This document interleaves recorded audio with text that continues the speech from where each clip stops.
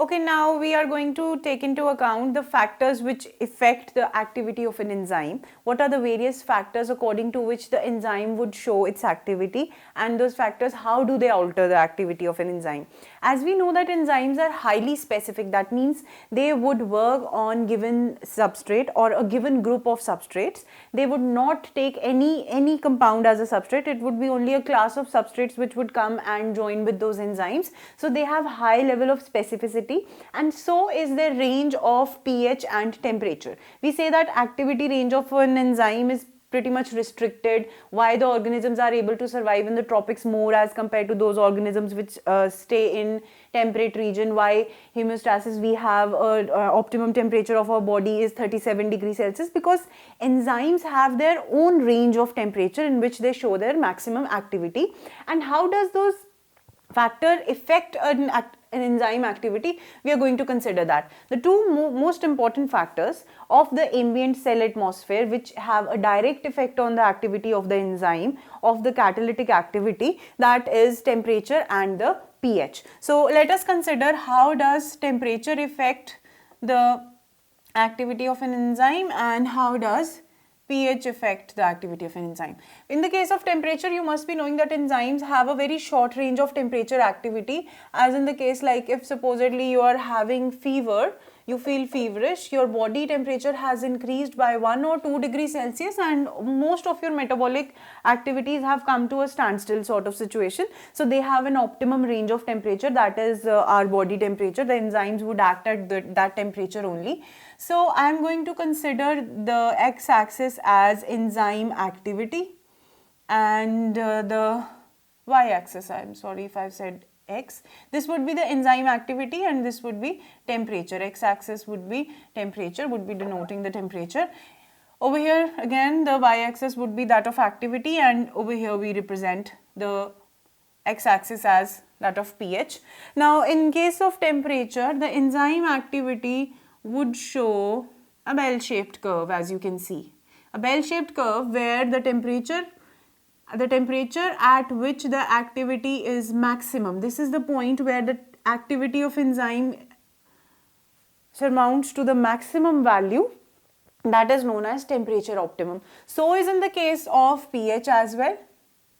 Okay, they need their optimum pH at which they work, and that pH would be the optimum pH. As in case of, if I'm talking about pepsin, the pH optimum would be 1, that is very much acidic condition as in the case of our stomach. And if I'm talking about trypsin, it would be active in a pH which is basic, more of basic, as in 8.5.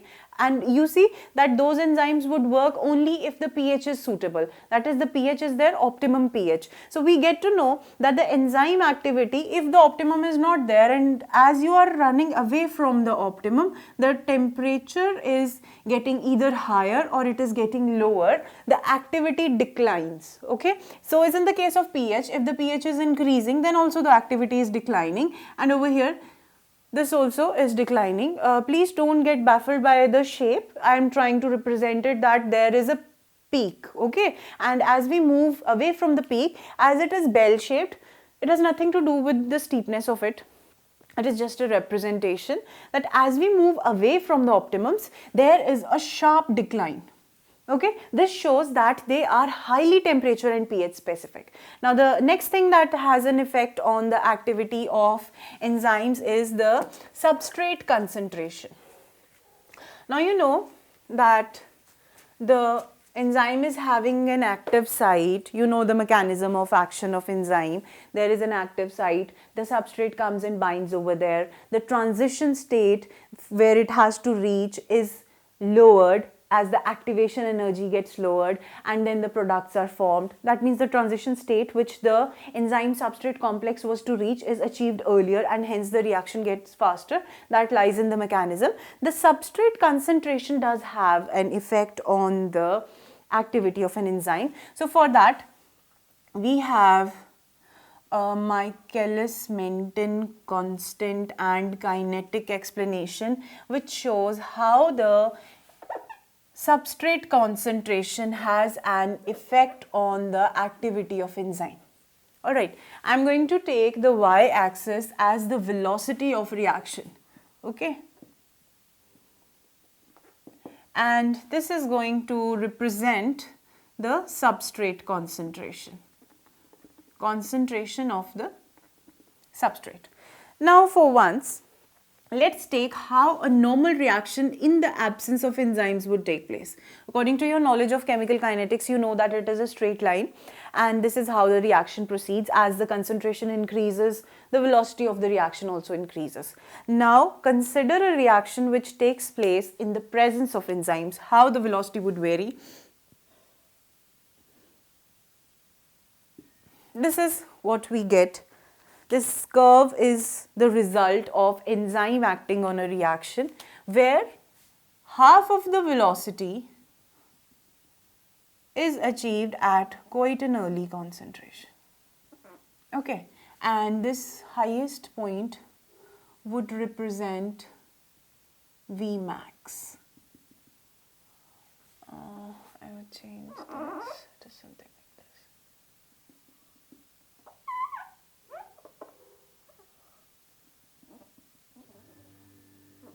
This is the maximum velocity that can be achieved by the reaction in the presence of enzyme. This is half of Vmax. Now what you have to understand over here, first of all, let's see what was the Michaelis-Menten kinetics, how it predicted the particular velocity of the reaction can be represented by, suppose it is dV upon dt, not that way.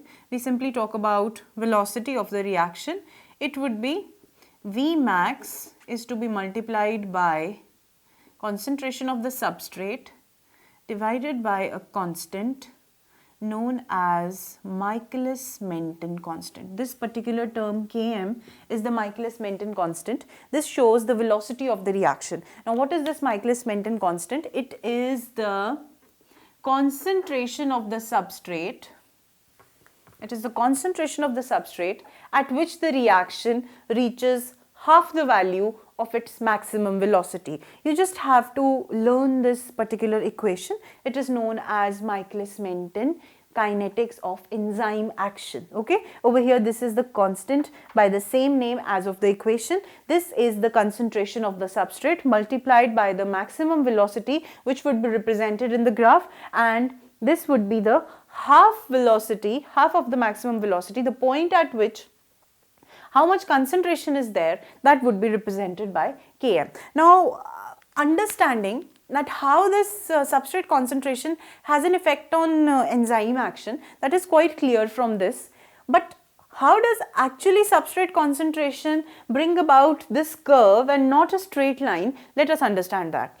First of all, depending on the enzyme substrate complex that is being formed, that is also a factor in deciding the activity of an enzyme, whether it is quite high or it is quite low. The activity of enzyme would depend on the formation of ES complex, and that ES complex formation would depend on the affinity of enzyme towards the substrate. More would be the affinity, more ES complexes would be formed.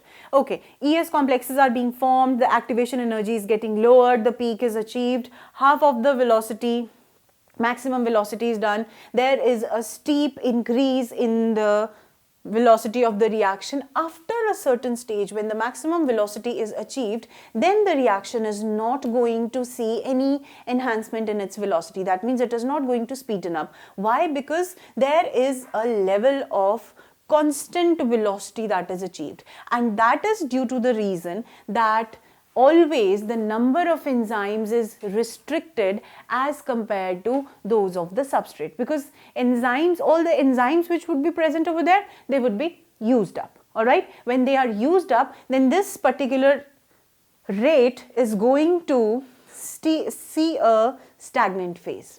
All right, so this is the particular effect of substrate concentration, that at this point when Vmax is achieved, then as much concentration is increased, it is not going to affect the velocity of the reaction. That you might keep on increasing the substrate concentration, but if it is not having the enzymes would be used up, they are limited. If it is not having the enzymes, how can you expect the velocity of reaction to increase? So these are the four factors which actually have an effect on the activity of an enzyme. And let's recall it. Temperature optimum would be there. In a given temperature, that would be the optimum for a particular enzyme. Enzyme would show its best possible activity at that temperature. So is in the case of pH. In the case of substrate concentration, in the beginning the reaction would speeden up to a great extent, but after a level, even if you keep on increasing the substrate concentration, it is not going to increase as expected, because at that point the saturation has come and the enzymes which are available in the given cell, they are all used up. So these are the factors which affect the activity of a particular